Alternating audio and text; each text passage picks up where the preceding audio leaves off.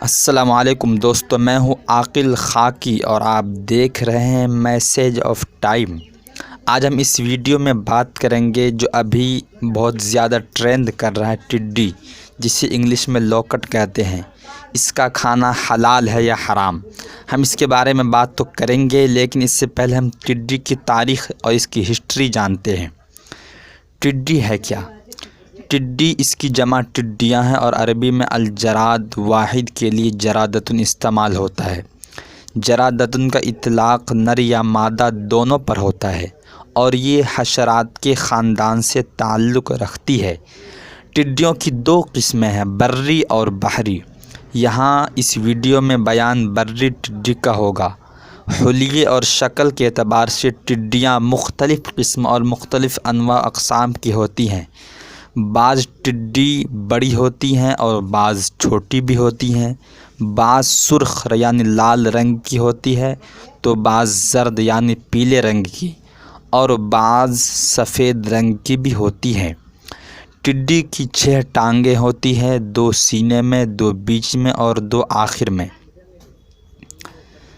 ٹڈی کے مختلف نام ہوتے ہیں، مثلا جب یہ پیدا ہوتا ہے تو اس کا نام الذبی ہوتا ہے، اور جب یہ کچھ بڑی ہو جاتی ہے اور پر نکل آتے ہیں تو اسے غوغا کہا جاتا ہے، اور جب ٹڈی زرد رنگ کی ہو جائے اور مادہ ٹڈی کالے رنگ کی ہو جائے تو اس وقت اس پر جرادۃ کا اطلاق ہوتا ہے۔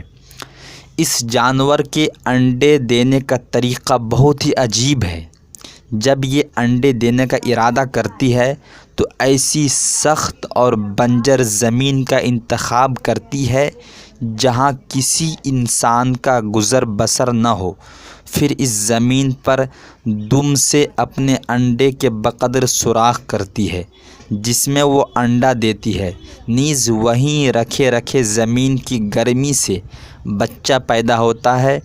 ٹڈی ان پرندوں میں سے ہے جو لشکر کی طرح، دل کی طرح ایک ساتھ پرواز کرتی ہے یعنی اڑتی ہے، اور اپنے سردار کے تابع اور مطیع ہوتی ہے، فرما بردار۔ اگر ٹڈیوں کا سردار پرواز کرتا ہے تو یہ بھی اس کے ساتھ اڑتی اور پرواز کرتی ہے، اور اگر کسی جگہ اترتا ہے تو یہ بھی اس کے ساتھ اتر جاتی ہے۔ علامہ دمیری رحمۃ اللہ علیہ فرماتے ہیں کہ ٹڈی میں مختلف جانوروں کی 10 چیزیں پائی جاتی ہے۔ ٹڈی میں گھوڑے کا چہرہ، ہاتھی کی آنکھ، بیل کی گردن، 12 سنگا کا سینگ، شیر کا سینہ، بچھو کا پیٹ، گدھے کے پیر، اونٹ کی ران، شتر مرغ کی ٹانگ اور سانپ کی دم ہوتی ہے۔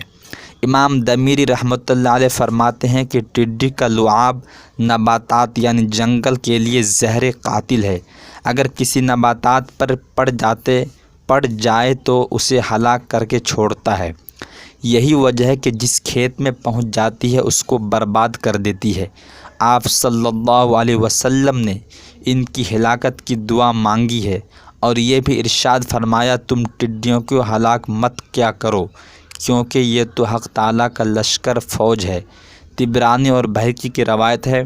علامہ دمیری فرماتے ہیں، عدم قتل کا حکم اس وقت صحیح ہے، یعنی قتل نہیں کرنے کا حکم اس وقت صحیح ہے جب تک کھیتی وغیرہ کو کوئی نقصان نہ پہنچائے۔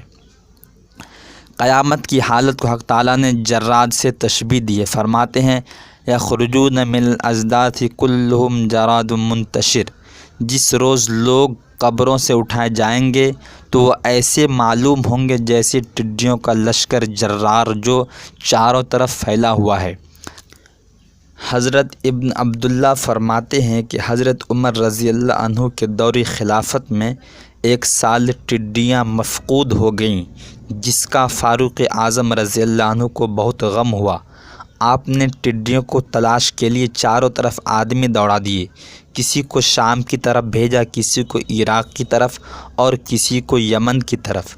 جو یمن کی جانب ٹڈی تلاش کرنے گیا تھا اس نے تلاش کر کے عمر فاروق رضی اللہ عنہ کی خدمت میں پیش کی، جس کو دیکھ کر آپ کا غم ہلکا ہوا۔ فرمایا کہ حق تعالیٰ نے 1000 مخلوق کو پیدا کیا، جن میں 600 دریا میں اور 400 خشکی میں، اور جب حق تعالیٰ مخلوق کو فنا کرنے کا ارادہ کرے گا تو سب سے پہلے ٹڈیاں فنا کی جائیں گی، اس کے بعد دیگر مخلوق۔